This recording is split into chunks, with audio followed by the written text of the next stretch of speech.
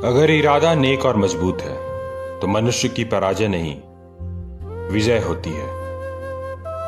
सम्मानहीन मनुष्य एक मृत व्यक्ति के समान होता है। जो अत्यंत विकट परिस्थिति में भी झुककर हार नहीं मानते, वो हार कर भी जीते होते हैं।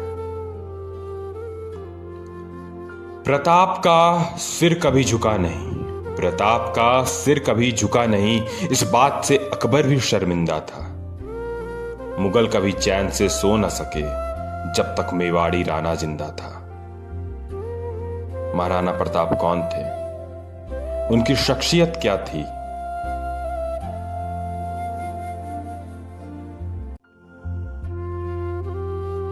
महाराणा प्रताप का जन्म 9 मई 1540 ईस्वी को राजस्थान के कुंभलगढ़ दुर्ग में हुआ था, लेकिन उनकी जयंती हिंदी तिथि के अनुसार ज्येष्ठ शुक्ल तृतीया को मनाई जाती है। उनके पिता महाराजा उदय सिंह और माता रानी जीवत कंवर थी। वे राणा सांगा के पौत्र थे। महाराणा प्रताप को बचपन में सभी कीका नाम लेकर पुकारा करते थे। उनका राज्याभिषेक गोकुंदा में हुआ था। महाराणा प्रताप के पिता उदय सिंह ने अकबर से भयभीत होकर मेवाड़ त्याग कर अरावली पर्वत पर डेरा डाला और उदयपुर को अपनी नई राजधानी बनाया था। हालांकि तब मेवाड़ भी उनके ही अधीन था। महाराणा उदय सिंह ने अपनी मृत्यु के समय अपने छोटे पुत्र को गद्दी सौंप दी, जो कि नियमों के विरुद्ध था। उदय सिंह की मृत्यु के बाद राजपूत सरदारों ने मिलकर 1628 फाल्गुन शुक्ल 15 अर्थात 1 मार्च 1576 को महाराणा प्रताप को मेवाड़ की गद्दी पर बैठाया। उनके राज्य की राजधानी उदयपुर थी, राज्य सीमा मेवाड़ थी। 1568 से 1597 ईस्वी तक उन्होंने शासन किया। उदयपुर पर यवन तुर्क आसानी से आक्रमण कर सकते थे। ऐसा विचार कर तथा सामंतों की सलाह से प्रताप ने उदयपुर छोड़कर कुंभलगढ़ और गोकुंदा के पहाड़ी इलाकों को अपना केंद्र बनाया। महाराणा प्रताप उदयपुर मेवाड़ में सिसोदिया राजवंश के थे। उनके कुल देवता एकलिंग महादेव हैं। मेवाड़ के राणाओं के आराध्य देव एकलिंग महादेव का मेवाड़ के इतिहास में बहुत महत्व है। एकलिंग महादेव का मंदिर उदयपुर में स्थित है। मेवाड़ के संस्थापक बप्पा रावल ने 8वीं शताब्दी में इस मंदिर का निर्माण करवाया और एकलिंग की मूर्ति की प्रतिष्ठापना की थी। महाराणा प्रताप जिस घोड़े पर बैठते थे, वह घोड़ा दुनिया के सर्वश्रेष्ठ घोड़ों में से एक था। महाराणा प्रताप तब 72 किलो का कवच पहनकर 81 किलो का भाला अपने हाथ में रखते थे। भाला और कवच सहित ढाल तलवार का वजन मिलाकर कुल 208 किलो को उठाकर वे युद्ध लड़ते थे। सोचिए तब उनकी शक्ति क्या रही होगी। इस वजन के साथ रणभूमि में दुश्मनों से पूरा दिन लड़ना मामूली बात नहीं थी। अब सवाल यह उठता है कि जब वे इतनी शक्तिशाली थे तो अकबर की सेना से वे 2 बार पराजित क्यों हो गए। इस देश में जितने भी देशभक्त राजा हुए, उनके खिलाफ उनका ही कोई अपना जरूर रहा। जयचंदों के कारण देशभक्तों को नुकसान उठाना पड़ा है। अकबर चाहता था कि महाराणा प्रताप अन्य राजाओं की तरह उसके कदमों में झुक जाए, पर उन्होंने कभी भी अकबर की अधीनता को नहीं स्वीकारा। अजमेर को अपना केंद्र बनाकर अकबर ने प्रताप के विरुद्ध सैनिक अभियान शुरू कर दिया था। महाराणा प्रताप ने कई वर्षों तक मुगलों के सम्राट अकबर की सेना के साथ संघर्ष किया।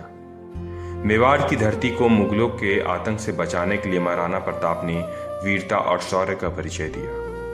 प्रताप की वीरता ऐसी थी कि उनके दुश्मन भी उनके युद्ध कौशल के कायल थे। उदारता ऐसी कि दूसरों की पकड़ी गई मुगल बेगमों को सम्मानपूर्वक उनके पास वापस भेज दिया था। इस योद्धा ने साधन सीमित होने पर भी दुश्मन के सामने सिर नहीं झुकाया और जंगल के कंद मूल खाकर लड़ते रहे। माना जाता है कि इस योद्धा की मृत्यु पर अकबर की आंखें भी नम हो गई थीं। अकबर ने भी कहा था, देशभक्त हो तो ऐसा हो।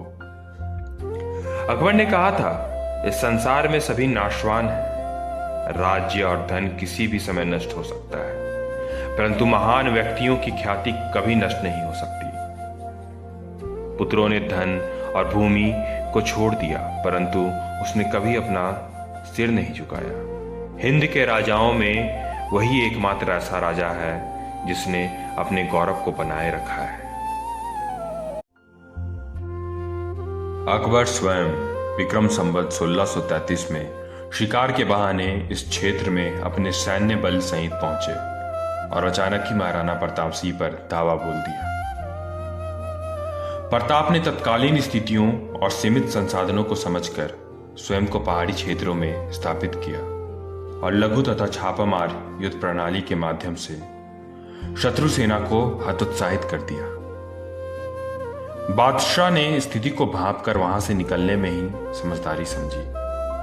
एक बार की युद्ध में महाराणा प्रताप ने युद्ध में अपने धर्म का परिचय दिया और युद्ध में एक बार शाही सेनापति मिर्जा खान के सैन्य बल ने जब समर्पण कर दिया था तो उसके साथ में शाही महिलाएं भी थीं। महाराणा प्रताप ने उन सभी के सम्मान को सुरक्षित रखते हुए आदरपूर्वक मिर्जा खान के पास पहुंचा दिया। बाद में हल्दी घाटी के युद्ध में करीब 20,000 सैनिकों के साथ महाराणा प्रताप ने मुगल सरदार राजा मान सिंह के 80,000 की सेना का सामना किया। इसमें अकबर ने अपने पुत्र सलीम जहांगीर को युद्ध के लिए भेजा था। जहांगीर को भी मुंह की खानी पड़ी और वह भी युद्ध के मैदान छोड़कर भाग गया। बाद में सलीम ने अपनी सेना को एकत्रित किया और फिर से महाराणा प्रताप पर आक्रमण किया और इस बार भयंकर युद्ध हुआ। इस युद्ध में महाराणा प्रताप का प्रिय घोड़ा चेतक घायल हो गया था। सैनिकों ने बहादुरी के साथ मुगलों का मुकाबला किया, परंतु मैदानी तोपों तथा बंदूकधारियों से सुसज्जित शत्रु की विशाल सेना के सामने समूचा पराक्रम निष्फल रहा। युद्धभूमि पर उपस्थित 22,000 सैनिकों में से केवल 8,000 जीवित सैनिक युद्धभूमि में से किसी प्रकार बचकर निकल पाए। महाराणा प्रताप को जंगल में आश्रय लेना पड़ा। महाराणा प्रताप के सबसे प्रिय घोड़े का नाम चेतक था। चेतक बहुत ही समझदार और स्थिति को पल में ही भांप जाने वाला घोड़ा था। उसने कई मौकों पर महाराणा प्रताप की जान बचाई थी। हल्दी घाटी युद्ध के दौरान प्रताप अपने पराक्रमी चेतक पर सवार हो पहाड़ की ओर जा रहे थे, तब उनके पीछे 2 मुगल सैनिक लगे हुए थे। चेतक ने तेज रफ्तार पकड़ ली, लेकिन रास्ते में एक पहाड़ी नाला बह रहा था। युद्ध में घायल चेतक फुर्ती से उसे लांघ गया, परंतु मुगल उसे पार न कर पाए। चेतक नाला तो लांघ गया, पर अब उसकी गति धीरे धीरे कम होती गई और पीछे से मुगलों के घोड़ों की टापें भी सुनाई पड़ी। उसी समय प्रताप को अपनी आवाज सुनाई पड़ी, हो नीला घोड़ा राह असवार। प्रताप ने पीछे मुड़कर देखा तो उसे एक अश्वरोही दिखाई पड़ा और वह था उनका भाई शक्ति सिंह। प्रताप के साथ व्यक्तिगत विरोध ने उसे देशद्रोही बनाकर अकबर का सेवक बना दिया था और युद्ध स्थल पर वह मुगल पक्ष की तरफ से लड़ रहा था। जब उसने नीले घोड़े को बिना किसी सेवक के पहाड़ की तरफ जाते हुए देखा तो शक्ति सिंह भी चुपचाप उसके पीछे चल पड़ा था। लेकिन शक्ति सिंह ने दोनों मुगलों को मौत के घाट उतार दिया। जीवन में पहली बार दोनों भाई प्रेम के साथ गले मिले थे। इस बीच चेतक जमीन पर गिर पड़ा और जब प्रताप उसकी काठी को खोलकर अपनी भाई द्वारा प्रस्तुत घोड़े पर रख रहा था, चेतक ने प्राण त्याग दिए। बाद में उस स्थान पर एक चबूतरा खड़ा किया गया जो आज तक उस स्थान को इंगित करता है। महाराणा प्रताप का हल्दी घाटी के युद्ध के बाद का समय पहाड़ों और जंगलों में ही व्यतीत हुआ।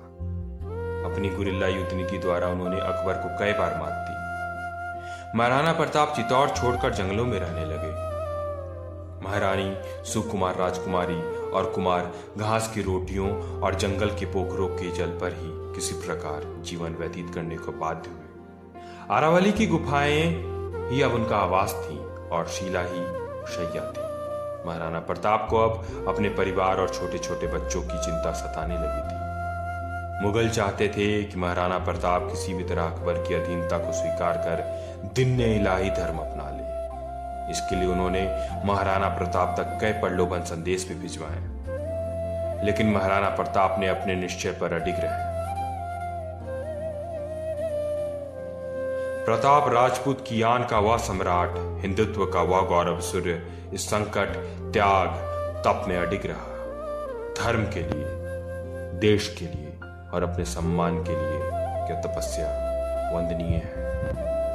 क्या छोटे राजाओं ने महाराणा प्रताप को अपने राज्य में अब रहने की गुजारिश की, लेकिन मेवाड़ की भूमि को मुगल आधिपत्य से बचाने के लिए महाराणा प्रताप ने प्रतिज्ञा की थी, जब तक मेवाड़ आजाद नहीं होगा वे महलों को छोड़ जंगलों में निवास करेंगे, स्वादिष्ट भोजन को त्याग कंद मूल और फलों से ही पेट भरेंगे, लेकिन अकबर का आधिपत्य कभी स्वीकार नहीं करेंगे। जंगल में रहकर ही महाराणा प्रताप ने वीलों की शक्ति को पहचान कर छापामार युद्ध पद्धति से अनेक बार मुगल सेना को कठिनाइयों में डाला था। बाद में मेवाड़ के गौरव भामा शाह ने महाराणा के चरणों में अपनी समस्त संपत्ति रख दी। भामा शाह ने 20 लाख अशरफियां और 20 लाख रुपए महाराणा को भेंट में प्रदान किए। महाराणा इस प्रचुर संपत्ति से पुनः सैन्य संगठन में लग गए। इस अनुपम सहायता से प्रोत्साहित होकर महाराणा ने अपने सैन्य बल का पुनर्गठन किया तथा उनकी सेना में नवजीवन का संचार हुआ। महाराणा प्रताप सिंह ने पुनः कुंभलगढ़ को अपना कब्जा स्थापित किया। शाही फौजों द्वारा स्थापित थानों और ठिकानों पर अपना आक्रमण जारी रखा। मुगल बादशाह अकबर ने विक्रम संवत 1635 में एक और विशाल सेना शाहबाज खान के नेतृत्व में मेवाड़ भेजी। इस विशाल सेना ने कुछ स्थानीय मदद के आधार पर वैशाख कृष्ण 12 को कुंभलगढ़ और केलवाड़ा पर कब्जा कर लिया था। गोकुंदा और उदयपुर क्षेत्र में लूटपाट की।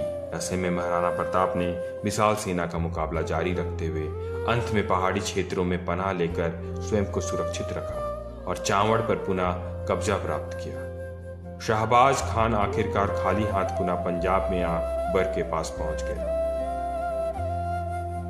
चित्तौड़ को छोड़कर महाराणा ने अपने समस्त दुर्गों का शत्रु से पुनः उद्धार कर लिया। उदयपुर को उन्होंने अपनी राजधानी बनाया। विचलित मुगलिया सेना के घटते प्रभाव और अपनी आत्मशक्ति के बूते महाराणा ने चित्तौड़गढ़ व माडलगढ़ के अलावा संपूर्ण मेवाड़ पर अपना राज्य पुनः स्थापित कर लिया। इसके बाद मुगलों ने कई बार महाराणा प्रताप को चुनौती दी, लेकिन मुगलों को मुंह की खानी पड़ी। आखिरकार युद्ध और शिकार के दौरान लगी चोटों की वजह से महाराणा प्रताप की मृत्यु 29 जनवरी 1597 को चावड़ में हुई। आजीवन अकबर को तुर्क कहने की उन्होंने कसम खाई।